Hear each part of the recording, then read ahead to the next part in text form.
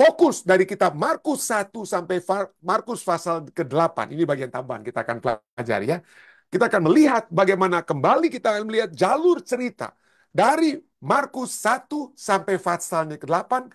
Siapa Yesus itu? Markus 1 ayat 1, Markus sudah memberitahukan, kita sudah baca waktu lalu, saya tidak tampilkan lagi ayatnya. Markus 1 ayat 1, Markus tuliskan apa? Inilah kisah Yesus Kristus, siapa dia? Yesus Kristus anak Allah. Tapi pada saat dia tuliskan itu sudah merupakan dituliskan setelah apa? Setelah Yesus sudah naik surga ya dengan lain yang ditulis oleh Markus. Tapi pada saat murid-murid bersama-sama dengan Yesus, seperti Petrus, Petrus adalah sumber utama dari yang dituliskan, sumber utama yang menyebabkan Markus dapat menulis tentang kitab Markus ya dari Petrus. Mereka itu belum memiliki satu pemahaman tentang siapa Yesus yang sesungguhnya. Berkali-kali Yesus memberikan hal-hal yang dapat menunjuk dia sebagai Mesias, juru selamat. Tetapi mereka tidak melihat dia sebagai Mesias, juru selamat yang sesungguhnya dinyatakan dalam Alkitab. Mereka ingin Yesus menjadi juru selamat seperti yang ada dalam pemandangan nasionalisme Yudaisme pada saat itu. Ya. Nah, mari kita lihat. Mari kita lihat ayat yang tadi sudah disampaikan ya. Markus 6 ayat 34. Ketika Yesus mendarat di tempat padang gurun tersebut, ia melihat sejumlah besar orang banyak, maka tergeraklah hatinya oleh belas kasihan pada mereka, karena mereka seperti domba yang tidak mempunyai gembala. Dan disinilah Yesus kemudian apa? Dan setelah dia memiliki belas kasihan, dia mengajarkan mereka tentang kerajaan Allah. Dia mengajarkan mereka tentang bagaimana rencana kehendak Allah yang dapat terjadi kepada mereka dan kepada seluruh umat manusia. Ya, kenapa? Karena selama ini mereka bagaikan domba-domba yang tidak mempunyai apa? Gembala. Yesus di dalam ayat ini terus terang merujuk dirinya. Kembali sebagai apa? Sebagai juru selamat yang sebenarnya. Oh, apa ada juru selamat tidak benar? Bukan yang sejati atau yang apa? Yang lainnya itu mungkin merupakan gambaran. Apa yang maksud saya? Yang lain itu hanya merujuk pada Yesus. Mari kita lihat. Markus 6 ayat 34 ini adalah satu statement yang dituliskan sebelumnya. Yesus hanya mengutip dari kitab Bilangan 27 ayat 17. Nah, di dalam Bilangan 27 itu, mari kita baca ayat 15 sampai 17. Ini adalah pertanyaan Musa. Pertama-tama kalimat ini, domba yang tidak mempunyai gembala ini adalah satu permohonan Musa kepada Allah. Musa sudah dinyatakan tidak akan masuk ke tanah perjanjian, dia akan mati ya. Dan Musa ingin supaya ada yang menggantikan dia. Supaya ada yang menggantikan dia sebagai pemimpin orang-orang Israel untuk masuk ke tanah perjanjian. Dan inilah, dalam Bilangan 27 ayat 15, berkatalah Musa kepada Tuhan, biarlah Tuhan Allah dari roh segala makhluk mengangkat atas umat ini seorang. Tolong angkat seorang menggantikan aku, yang kata lain ya. Yang mengepalai mereka waktu keluar dan masuk, dan membawa mereka keluar dan masuk, supaya umat Tuhan jangan hendaknya seperti domba-domba yang tidak mempunyai gembala. Inilah permohonan Musa. Supaya umat-umat Israel ada pemimpinnya. Ada yang apa? Mengepalai mereka untuk keluar dan masuk. Dan kata lain, membawa mereka kepada keselamatan. Membawa mereka kepada jalan yang selamat. Jalan yang selamat. Dan kata lain ya. Nah, kemudian apa jawaban Tuhan? Kita sudah baca ini ayat 17 ya. Bilangan 27 ayat 17. Lalu Tuhan jawab. Ya. Dan apa jawaban Tuhan terhadap permohonan Musa? Mari kita baca ayat ke-18. Ya, jawaban Tuhan terhadap permohonan Musa. Ayat 18. Bilangan 27 ayat 18. Lalu Tuhan berfirman kepada Musa, Ambillah Yosua bin Nun, seorang yang penuh roh, letakkanlah tanganmu atasnya. Jadi permohonan Musa supaya jangan mereka menjadi domba yang tidak mempunyai gembala, tolong angkat seseorang. Lalu Tuhan angkat siapa? Tuhan angkat Yosua. Dan pada saat Yesus bilang hal yang sama, pada saat dia dengan berbelas kasihan, dia melihat ini domba-domba yang tidak memiliki gembala, itu yang Yesus kutip dari Bilangan 27 ayat 17. Dan cukup menarik. Kenapa? Karena pada saat ini, kalau kita lihat, nama daripada Yosua, Yehoshua, itu dalam bahasa Ibrani. Kalau Yehoshua ditulis dalam bahasa Greka, bahasanya di zaman Yesus, bukan zamannya Musa, yaitu bahasa Ibrani. Di zaman Yesus, bahasa mereka itu bahasa Greka. Dan bahasa Greka dari Yehoshua adalah Yesus. Dengan kata lain, ini seperti bahasa Inggris, Daud ya, Daud, bahasa Indonesia Daud, Bahasa Inggrisnya David. Jadi itu nama yang sama. David dan Daud itu sama, demikian juga Yosua dan Yesus itu adalah nama yang sama dengan arti yang sama. Artinya God is salvation. Allah atau Tuhan, the Lord is salvation. Tuhan adalah keselamatan. Tuhan adalah keselamatan. Jadi pada saat Yesus berbicara seperti itu adalah satu apa? Hal yang sesungguhnya harusnya membuka murid-muridnya untuk dapat melihat bahwa Yesuslah itu apa? Allah yang keselamatan. Allah keselamatan, ya, Allah keselamatan. Jadi seperti Yosua itu adalah bayangan, ya, bayangan dari Yesus yang akan menuntun bangsa Israel keluar dari perhambaan Mesir menuju tanah perjanjian. Demikian juga Yesus akan menuntun umat-umat manusia dari perhambaan dosa untuk masuk ke dalam persekutuan dengan Allah. Ingat, di padang gurun pada saat Musa berbicara dengan Firaun, biarkanlah umat-umat Tuhan ini, orang Israel ini pergi untuk berbakti kepada Tuhan di padang gurun. Dan kita sudah pelajari waktu lalu. Pada saat itu Musa berkata juga kepada Firaun, supaya di padang itulah mereka bertemu dengan aku, dengan Allah. Jadi di padang gurun itulah umat-umat Tuhan itu akan apa? Bertemu dengan Allah. Bertemu dengan Allah. Seringkali ini bukan apa ya, mau bilang para pendeta muda saya katakan, kalau kalian waktu saya menjadi dosen ya, kalau kita ya dilemparkan di padang-padang gurun, jangan pernah kita merasa kecil. Kenapa? Coba kita lihat. Musa sebelum dia memimpin bangsa Israel, apa yang terjadi setelah dia tinggal dalam kerajaan Mesir ya selama 40 tahun. Selama 40 tahun kedua, dia hidup di mana? Dia hidup di padang gurun ya. Untuk supaya apa? Mempersiapkan dirinya untuk apa? Membawa umat Israel berada di padang gurun di 40 tahun ketiga dalam kehidupan. Ingat, Musa kan hidup cuma 120 tahun. Itu dapat dibagi dengan sangat indah sekali. 40 tahun di Mesir, 40 tahun dia sendirian di padang Midian, lalu 40 tahun di padang gurun itu dengan umat-umat Tuhan. Jadi semuanya itu persiapan, saya katakan pada para mahasiswa saya. Jadi kalau kita dilemparkan di padang gurun, silakan. Ya, disitulah kita dikuatkan. Seperti Musa, seperti siapa lagi? Wah, Rasul Paulus juga ya ada di padang gurun. Seperti Yesus, 40 hari dia di padang gurun sebelum dia melayani. Demikian juga ya. Jadi semua yang di padang gurun itu adalah dipersiapkan untuk menjadi apa? Membawa umat-umat manusia dalam satu perjalanan untuk bertemu dengan Allah. Dalam satu perjalanan untuk bertemu dengan Allah. Dan cukup menarik. Pada saat Musa bertanya kepada Allah, tolonglah. Jangan sampai umat-umat ini seperti domba yang tidak ada gembalanya. Itu dia ucapkan di padang gurun. Dan pada saat yang bersamaan, pada saat Yesus melihat orang-orang banyak dan tergeraklah hatinya dengan belas kasihan, Yesus juga sedang berada di padang gurun. Yesus juga berada di padang gurun. Jadi inilah penyertaan Tuhan dalam posisi Markus 6 dan Bilangan 27. Penyertaan Tuhan itu terjadi juga di mana? Di padang gurun. Di padang gurun. Dan di padang gurun inilah satu peristiwa yang besar terjadi. Peristiwa yang diulang-ulangi dalam kitab Markus, yang sering diulang-ulangi, yang sering dikemukakan dalam kitab Markus. Pesta di padang gurun ya. Adanya pesta di padang gurun ya. Kenapa? Ya di padang gurun itu kan Yesus beri makan sampai orang-orang kenyang. Karena pesta itu kan memberikan kekenyangan ya, pesta kekenyangan. Tapi coba kita lihat ada dua kontras. Di dalam Markus pasal 6 ini ada dua kontras. Kontrasnya itu adalah pesta manusia dan pestanya Yesus Kristus. Pesta Yesus Kristus makanannya sederhana tapi menyenangkan.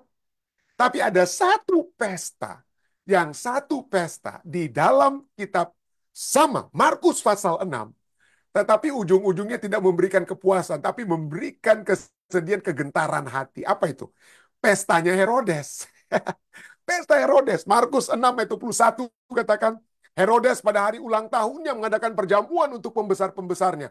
Perwira-perwiranya dan orang-orang terkemuka di Galilea. Pesta pora, mereka makan, minum, dan lain sebagainya. Dalam kemabukan. Lalu kemudian Salome, anak daripada Herodias, menari-nari. Lalu kemudian Karena dalam mabuk dia senang sekali, dia langsung ngomong lah Herodes ini kepada Herodias, apa yang kamu minta, setengah kerajaan pun aku berikan kepadamu. Lalu Herodias bertanya kepada ibunya, bukan, si Salome bertanya kepada ibunya Herodias, Mak, apa yang kita mau bilang nih kepada raja ini? Dia minta apa saja. Lalu Herodias, Anda tolong baca itu seterusnya ya. Dalam Markus 6 ayat 21 dan seterusnya ini. Herodias bilang, saya mau minta kepalanya Yohanes Pembaptis. Minta kepala Yohanes Pembaptis. Waduh, pada saat diberitahukan kepada raja, dia sedih juga. Tapi dia harus konsisten dengan perkataannya. Lalu ayat 27 katakan apa? Raja segera menyuruh seorang pengawal dengan perintah supaya mengambil kepala Yohanes. Orang itu pergi dan memenggal kepala Yohanes di penjara. Ia membawa kepala itu di atas sebuah talam. Rusak pestanya Herodes karena peristiwa ini, saudara. Orang gantinya kenyang, mungkin karena sudah mabuk dan lain sebagainya. Tapi melihat kepala orang di atas apa? Di atas apa tempat untuk makanan, bawa makanan begitu. Siapa yang mau kenyang dalam keadaan seperti itu ya? Mungkin boleh dibilang ya keluar semua makanan yang sudah masuk itu ya. Melihat kepala orang dipenggal begitu. Jadi pesta Herodes itu tidak memberikan kepuasan. Tapi coba kita lihat di dalam pasal yang sama. Yesus membuat pesta di padang gurun. Dan apa yang terjadi dengan orang-orang tersebut? Pestanya Yesus dalam Markus 6 ayat 42. Katakan apa? Markus 6 ayat 42. Dan mereka semuanya makan sampai kenyang. Dikenyangkan. Dikenyangkan. Dan pestanya Yesus ini, pesta Yesus yang memberi makan 5.000 pria di padang gurun. Dan bukan hanya pria tentunya, juga ada. Tapi disebutkan 5.000 itu para pria ya. Itu adalah satu hal yang sangat, peristiwa yang sangat penting. Yang sering diulang-ulangi di dalam kitab Markus. Kenapa? Karena inilah peristiwa yang berhubungan dengan iman. Berhubungan dengan iman. Ini satu hal yang terjadi di luar daya nalar, daya pikir, daya usaha manusia. Ya. Dan kita lihat bagaimana ini sering diulang-ulang. Ini peristiwanya kan Markus pasal 6. Tapi dalam Markus pasal 6 ayat 52. Akhir ya setelah peristiwa itu. Dan setelah peristiwa Yesus berjalan di atas air. Kita sudah lihat tadi. Setelah Yesus berjalan di atas air. Markus 6 ayat 52 memberikan kesimpulan dari kedua peristiwa tersebut. Tetapi yang disebutkan hanya peristiwa bukan Yesus berjalan di atas air. Tapi Yesus memberi makan 5.000 orang. Ya, ayat Markus 6 ayat 52. Sebab sesudah peristiwa roti itu, mereka belum juga mengerti. Dan hati mereka tetap degil. Hati mereka tetap degil. Dan ini diulang-ulangi. Peristiwa yang sama ini diulangi dan dihubungkan kembali dengan iman atau kurangnya iman orang-orang yang melihat peristiwa tersebut. Markus 8 ayat 17 sampai 18. Markus 8 ayat 17 sampai 18 katakan, dan ketika Yesus mengetahui apa yang mereka perbincangkan, ia berkata, mengapa kamu memperbincangkan soal tidak ada roti? Belum jugakah kamu faham dan mengerti? Ayat Markus 6:52 juga bicara apa? Setelah peristiwa roti, bicara tentang apa? Iman yang kurang. Iman yang tidak dimengerti. Peristiwa yang tidak dimengerti dan diterima dengan iman. Ya. Lalu sama-sama ada kata hati yang degil. Ya. Mengapa kamu memperbincangkan soal tidak ada roti? Belum juga kamu faham dan mengerti? Telah degilkah hatimu? Nah, kenapa? Ya, kenapa ini murid-murid yang sudah melihat Yesus meneduhkan danau, ya, yang mengamuk dengan taufan, Yesus yang apa mengusir legion setan-setan, Yesus yang menyembuhkan anak Jairus, menyembuhkan wanita yang cuma menjamah dengan apa? Pendarahan selama 12 tahun dan lain sebagainya. Yesus memberi makan 5.000 orang kok mereka tidak mau apa?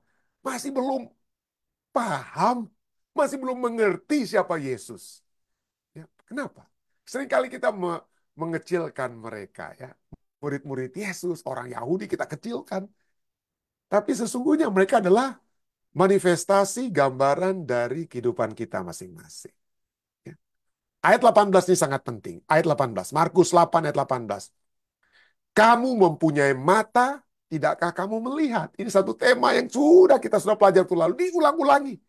Kita mempunyai mata fisik, tetapi tidak melihat dengan mata rohani. Dan kamu mempunyai telinga, punya telinga fisik. Tidakkah kamu mendengar? Tidakkah kamu memiliki telinga apa? Telinga rohani. Ya. Jadi peristiwa ini memberi satu pelajaran kepada kita semua. Bahwa kekurangan iman itu seringkali terjadi.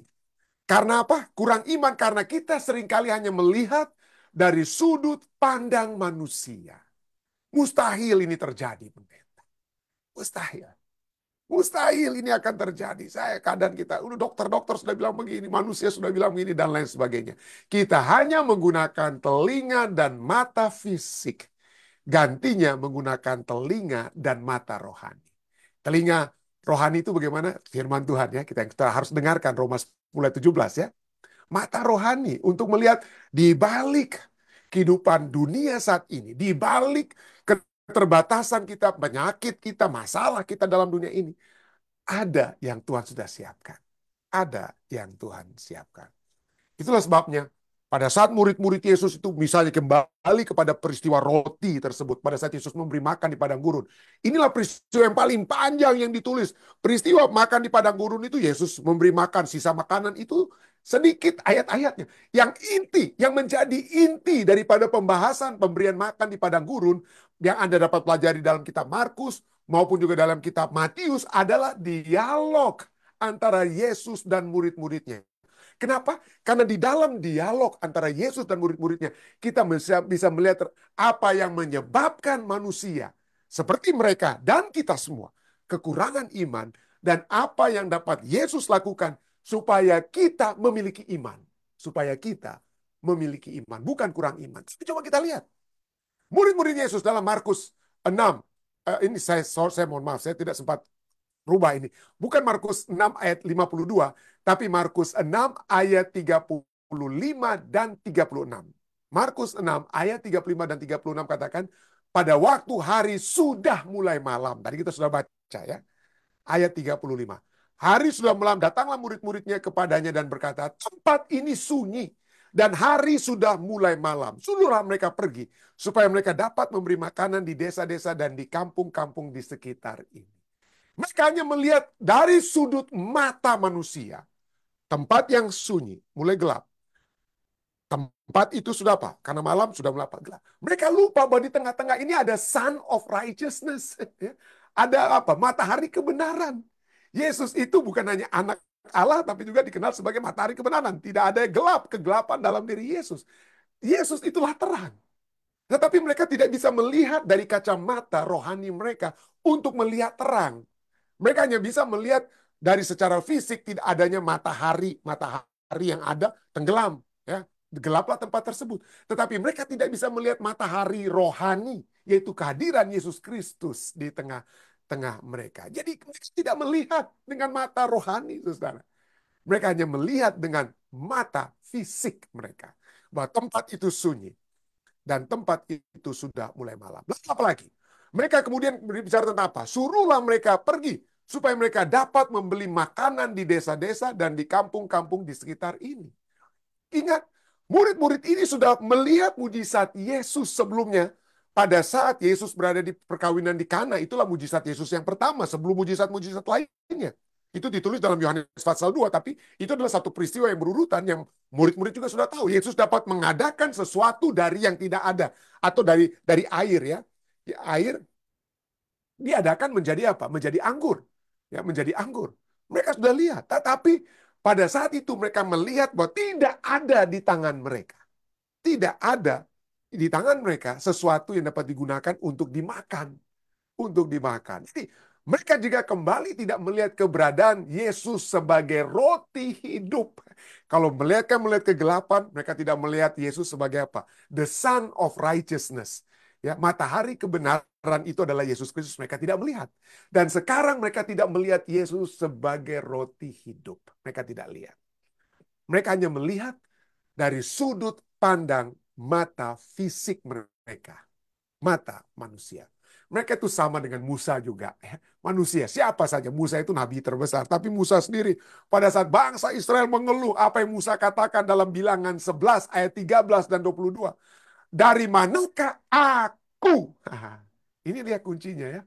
Dari manakah aku mengambil daging untuk diberikan kepada seluruh bangsa ini? Dapatkah sekian banyak kambing, domba, dan lembu sapi disembelih bagi mereka? Ayat 22.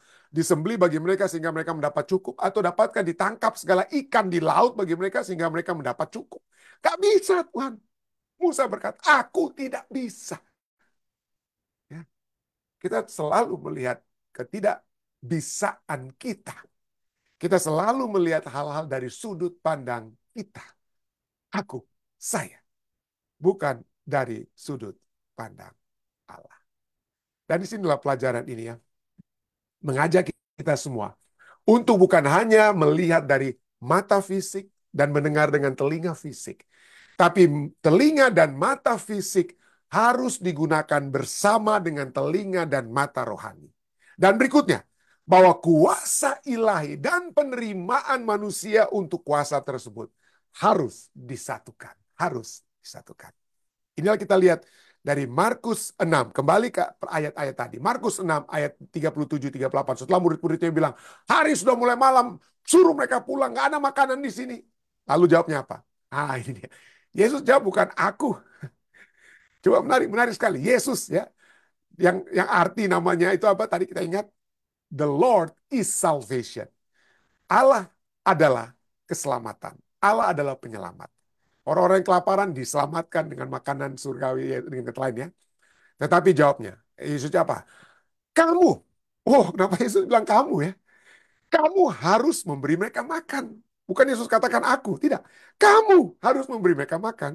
Lalu kata mereka kepadanya, jadi haruskah kami membeli roti seharga 200 dinar? Itu orang harus bekerja 7 bulan sampai 1 tahun untuk mendapatkan 200 dinar. Haruskah kami membeli roti seharga 200 dinar untuk memberi mereka makan? Tetapi ia berkata kepada mereka, berapa banyak roti yang ada padamu? Cobalah periksa. Sesudah mereka memeriksa, mereka bertanya-tanya, ada nggak yang punya apa-apa yang ada pada kita? Siapa yang punya makanan? Siapa yang punya roti? Siapa yang punya ikan? Dapat. Setelah mereka apa? Mencari. Ya. Setelah mereka mencari, sesudah memeriksanya, mereka berkata, 5 roti dan 2.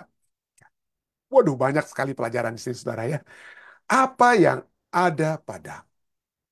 Ya, seringkali kita ingin untuk menjadi penginjil Tuhan. Nanti kalau saya sudah dapat ini, akan menjadi penginjil Tuhan. Kalau saya dapat uang yang banyak dan lain sebagainya, saya akan menginjil Tuhan. Kalau saya sudah dapat gelar, saya dapat ini, dapat itu. Saya tiba-tiba dapat rezeki yang nomplok, yang tidak ada sebelumnya. Saya akan membantu pekerjaan Tuhan.